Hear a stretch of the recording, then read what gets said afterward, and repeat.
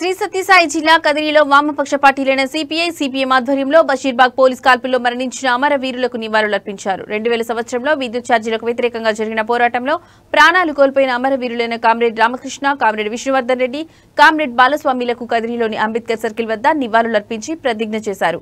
ఈ సందర్భంగా వ్యవసాయ కార్మిక సంఘం జిల్లా కార్యదర్శి బి కదిరప్ప, పట్టణ కార్యదర్శి ఇలియాఖత్, సిపిఎం పట్టణ కార్యదర్శి జగన్ మాట్లాడుతూ అప్పటి ప్రభుత్వానికి వ్యతిరేకంగా విద్యుత్ ఛార్జీలు తగ్గించాలని చేసిన పోరాటంలో పోలీసులు జరిపిన లాఠీచార్జ్ కాల్పుల్లో ఈ ముగ్గురు అమరులయ్యారని గుర్తు చేశారు. వారు మరణించి 25 సంవత్సరాలు పూర్తయిన సందర్భంగా ఈ కార్యక్రమాన్ని నిర్వహించినట్లు తెలిపారు.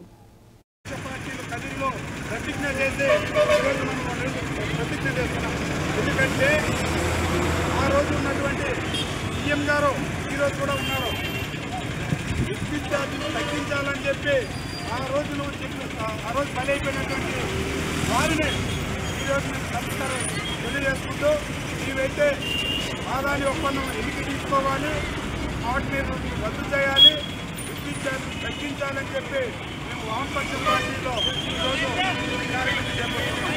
వారికి వచ్చినటువంటి వామపక్ష నాయకులకు, కార్యకర్తలకు, ముఖ్యంగా మీడియా మిత్రులు కూడా ప్రత్యేకంగా ధన్యవాదాలు.